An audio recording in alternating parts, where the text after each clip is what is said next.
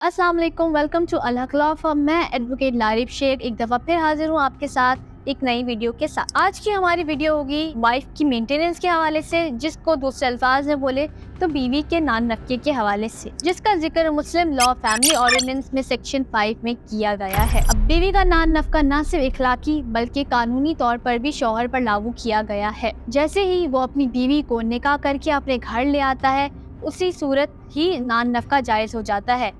अब उन सूरत हाल में जहाँ निकाह तो हो जाता है लेकिन रुखसती नहीं हुई भी होती, उन सूरत हाल में भी मैं आपको बताती चलूँ कि नान नफका देना लाजमी होता है। आपकी बीवी आपके निकाह में तो है लेकिन आपके साथ रिहाइश पजीर है या नहीं, इसका असर नान नफके पर नहीं पड़ता। अब कानून में कुछ सिचुएशन ऐसी भी हैं जहां husband is not bound to pay wife maintenance, यानी शौहर पर ये लागू नहीं होता कि वो अपनी बीवी को इन सूरत हाल में नान नफका दे।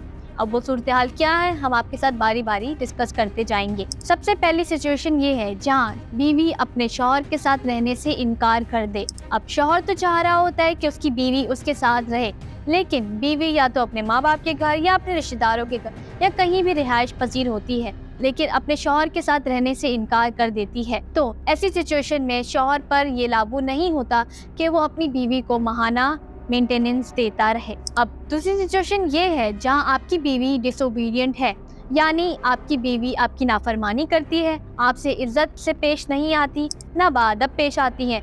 तो ऐसी सूरत हाल में भी शौहर पर लागू नहीं होता कि वो अपनी बीवी को हर महीने नान नफका अदा करे। तीसरी सिचुएशन ये है कि अगर आपकी बीवी आपके साथ निकाह में रहते हुए जिना जैसा गुनाह इख्तियार कर चुकी है, तो ऐसी सूरत में भी शौहर पर ये लागू नहीं होता कि वो अपनी बीवी को हर महीने नान नफका अदा करे। तो हमने अभी तक ये समझा है कि अगर आपकी बीवी आपकी इज्जत करती है, आपकी फर्माबरदार है, तो आप उनको हर महीने नान नफका अदा करते रहें। और खर्चा ना मिलने की सूरत में बीवी कोर्ट जाके मुस्लिम लॉ फैमिली ऑर्डिनेंस के सेक्शन 5 के तहत ये क्लेम कर सकती है कि उसका शौहर उसको हर महीने नान नफका अदा नहीं कर रहा, और ये दरख्वास्त कोर्ट में सबमिट कर सकती है। अब अक्सर क्या होता है कि बीवी कोर्ट में केस तो कर देती है, लेकिन केस का कुछ अता पता नहीं होता कि वो कितना टाइम लेता है एक फैसला सुनाने में। कुछ केसेस तो ऐसे होते हैं जहां डेट पर डेट मिलती जाती है लेकिन फैसला नहीं आता, और इस दौरान बीवी को खर्चा नहीं मिल रहा होता,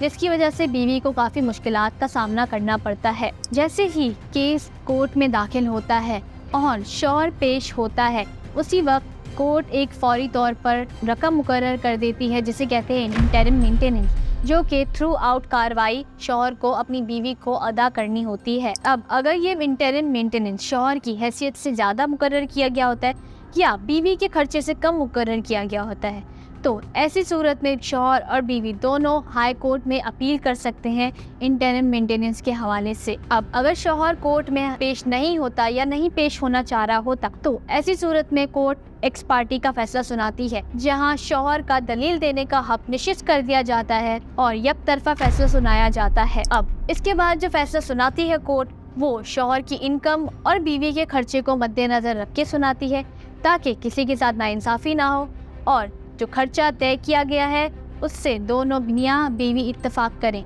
अब अक्सर लोगों में कन्फ्यूजन होती है कि क्या तलाक के बाद शौहर पर ये लागू होता है कि वो अपनी बीवी को तलाक के बाद भी मेंटेनेंस देता रहे या नहीं। तो इसका जवाब है कि एक दफ़ा निकाह ख़त्म हो जाए, फिर चाहे शौहर बीवी को तलाक दे या बीवी शौहर से खुला ले, तो उस सूरत में बीवी पर नान नफका नहीं होता जायज़, क्योंकि एक दफ़ा रिश्ता ख़त्म हो जाता है, उसके बाद शौहर बीवी का या बीवी शौहर की पाबंद नहीं है। उम्मीद करती हूँ कि आपको हमारी आज की वीडियो पसंद आई होगी। अगर आप या आपके आसपास कोई भी इन मसाइल के शिकार हैं, तो आज ही विजिट करें अल हक लॉ फर्म के ऑफिस, क्योंकि हमारी कंसल्टेशन बिल्कुल फ्री ऑफ कॉस्ट है। अगर इसके अलावा भी आपकी कोई क्यूरी है तो आप हमारे कमेंट बॉक्स में बता सकते हैं। बाकी लाइक और सब्सक्राइब करना मत भूलिएगा। अपना बहुत सारा ख्याल रखिएगा। खुदा हाफिज।